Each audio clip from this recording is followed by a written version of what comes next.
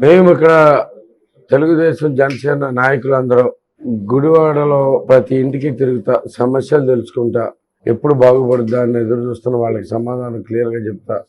MLA అనేవాడు ఈ చేయాల్సిన పనులన్నీ మేం చేసుకుంటూ వెళ్తున్నాం. ఇప్పుడు నీకు పనేమి లేదు కాబట్టి ఏదైనా కానీ న్యూస్లో ఉండాలంటే పవన్ కళ్యాణ్ గారిని తిట్టాలి, చంద్రబాబు గారిని తిట్టాలి, ఇలాంటి ఎజెండాలు పెట్టుకుని ఎందుకు పనికిరాని తొలి మాటలు ఎప్పుడు చెప్పాయే, ఎప్పుడు చేసే అసలు పూర్తిగా విశ్వాసం కోల్పోయిన వ్యక్తి ఎవరు ఉన్నారంటే ప్రధానంగా నువ్వే. ఒక ఎమ్మెల్యేగానే కాదు, ఒక ప్రజానాయకుడిగా కూడా పూర్తిగా విశ్వాసం కోల్పోయారు నీ మీద. నువ్వు చెప్పే ప్రతి మాటలోనూ ప్రతి దానిలోనూ అబద్ధాలు ఉంటాయి.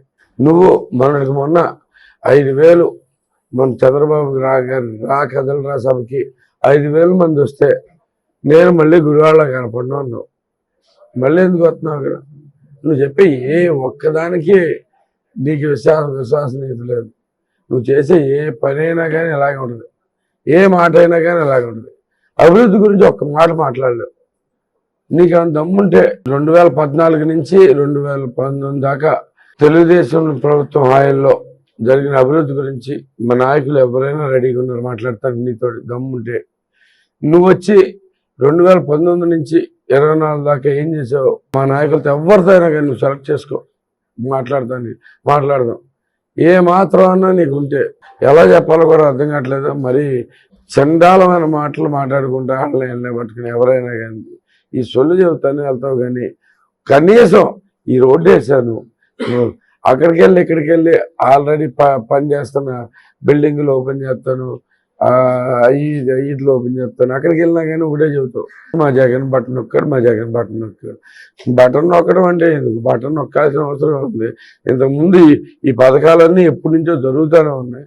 చక్కగా బటన్ ఏం నొక్కకుండా ప్రజలకి చక్కగా వెళ్ళిపోతున్నాయి. ఈ దొంగ బటన్ నొక్కడం ఎందుకు? నొక్కినాటిలోంచి ఏమవుతుంది? అసలు బటన్ నొక్కితే ఏమవుద్ది అనేది కూడా మీకు తెలుసా? దాని వెనకాల ఏం సాఫ్ట్వేర్ ఉంటుందో తెలుసా? ఎట్లా పనిచేస్తుందో తెలుసా? ఏమి లేదు, ఊరికే ఒక ల్యాప్టాప్ పట్టుకుంటాం, దాంట్లోంచి పట్టుకుంటాం. అది కూడా ఎవడో పట్టుకుంటాడు, ఓపెన్ చేసి పెడతాడు. కనీసం ల్యాప్టాప్ ఓపెన్ చేస్తాం కూడా అది నీకు కానీ నీ ముఖ్యమంత్రికి కానీ ఇద్దరికి. దాన్ని పట్టుకుని బటన్ నొక్కేసి దాంట్లో ఏ బటన్ నొక్కుతాడో కూడా తెలియదు. అసలు ఏం బట్టలు ఉన్నాయో తెలుసా నీకు? ల్యాప్టాప్లో చూసుకోకుండా ఒకసారి చెప్పగలిగితే నువ్వు చాలా గొప్పవాడని ఒప్పుకుంటావు. ఏది లేదు, ఏ మాత్రం దీంట్లో లేదు. నీకెందుకే ఇవన్నీ బేసిక్ సింపుల్గా రోడ్డు మీద నడుతుండే గుడివాడ ప్రజలు మంచినీళ్ళ కోసం ఎంత కటకటలు ఆడుతున్నారు నేను చూసుకుంటే. నిన్న కాళహస్తి కాలనీ వెళ్తే దానిలో నీళ్ళు లేవు. 10 రోజుల పాటు డ్రమ్ములు పెట్టుకుని దాంట్లో పట్టుకుని తీసుకుంటూ వెళ్తున్నారు.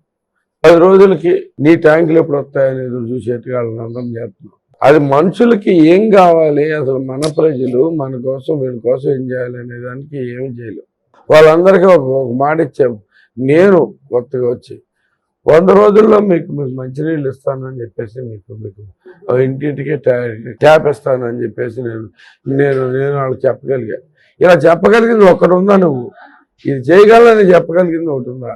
చేశానని చెప్పుకునేది ఉందా? 20 ఏళ్ళ పాటు జరిగే అభివృద్ధి ఒక్క ముక్క కూడా చెప్పలేనివాడివి ఆన్లైన్లో తిట్టుకుంటా ఆ లైకుల కోసం వీటి కోసం పనిచేస్తాం అనేసి. నీకు ఇప్పటికన్నా బుద్ధి తెచ్చుకో.